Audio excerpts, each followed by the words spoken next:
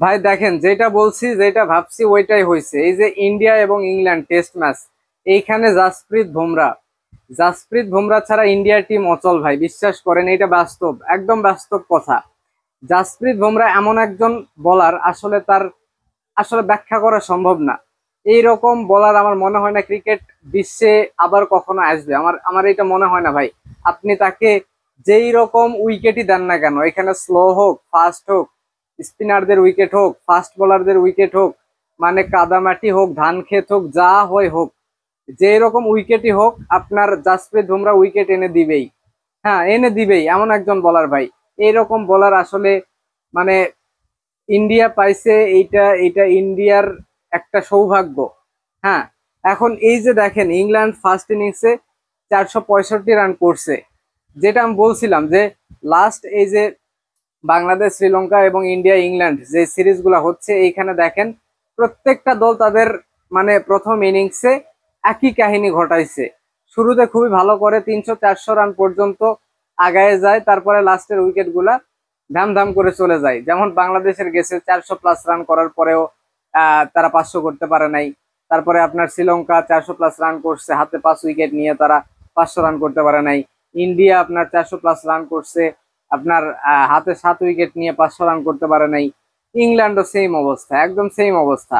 আর এই যে 465-তে মানে আটকাইছে, ইংল্যান্ড আটকে গেছে এই 465-তে, সবচাইতে বড় এইখানে যার ভূমিকা সেটা হচ্ছে জাসপ্রীত বুমরা 5 উইকেট নিছে ভাই। আপনি লাস্ট কয়েকটা ম্যাচ খেয়াল করে দেখেন, লাস্ট কয়েকটা ম্যাচ, এই যে আপনার কি বলে এটা, লাস্ট যেই বর্ডার গাভাস্কার ট্রফি হলো, ওইখানেও মানে কি বলে, জাসপ্রীত বুমরার বোলিং দেখেন, দুর্দান্ত ভাই। মানে মানে কোনোভাবেই আপনি ব্যাখ্যা করতে পারবেন না, তার সুনাম করে আপনি শেষ করতে পারবেন না, এইরকম একজন বলার। এখন এই জাসপ্রীত বুমরাকে যদি আপনি বাদ দেন এই ম্যাচটাতে, এই যে 465 রানে অল আউট গেছে ইংল্যান্ড, আপনি এই ম্যাচটা থেকে জাসপ্রীত বুমরাকে বাদ দেন, দেখেন বাকি বলার গুলা সবাই মিলে 5টা উইকেট নিছে, 465 রান হয়ে গেছে। যদি জাসপ্রীত বুমরা এখানে না থাকতো তাহলে কি হইতো ভাই? ইংল্যান্ড এখানে 100-150 রানের লিড মানে নিতই, এটা কেউ আটকাতে পারবে না। হ্যাঁ, এবং ইংল্যান্ডের ব্যাটসম্যানরা খুব ভালো করে জানে জাসপ্রীত বুমরা কি জিনিস, তাকে কিভাবে খেলা লাগবে। বেন ডাকেট জাসপ্রীত বুমরার বলে আপনার ব্যাটের কানায় লেগে স্টাম্পে লাগছিল, এইভাবে আউট গেছে। যাওয়ার পর সে কিন্তু বলছিল যে জাসপ্রীত বুমরা এমন একজন বলার, তাকে আসলে আমরা হিট করতে চাই না, তাকে আস্তে ধীরে খেলতে চাই, একদম মারার বল যেগুলো আসবে সেইগুলাই আমরা শুধুমাত্র হিট করব, এইটা সে বলছে। এবং এবং এই আপনার বেন ডাকেট সেইটাই কিন্তু করছিল। অফ স্ট্যাম্পের বাইরের একটা বল সে ড্রাইভ করতে গেছে, বেন ডাকেট ড্রাইভ করতে গেছে, অফ স্ট্যাম্পের বাইরের বল হইলেও ভাই সামান্য একটু বলটা মানে ইনসুইং করতেছিল, যার কারণে ইনসাইডেস্ট হয়ে বোল্ড হয়ে যায়।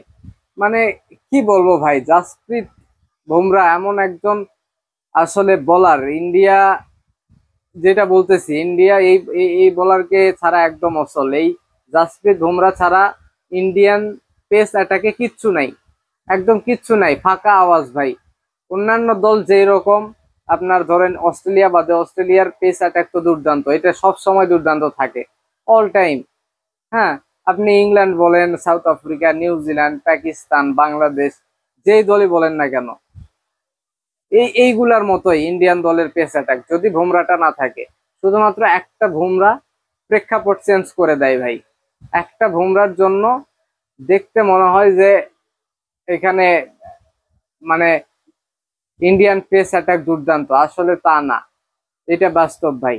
প্রত্যেকটা ম্যাচ আপনি অ্যানালাইসিস করেন, দেখেন, দেখবেন প্রত্যেকটা ম্যাচে একই অবস্থা, যা করার বুমরা একাই করে। হ্যাঁ, যা করার বুমরা একাই করে। তো এই হয়েছে অবস্থা, দেখি এই টেস্টের রেজাল্ট আসলে কি আসে।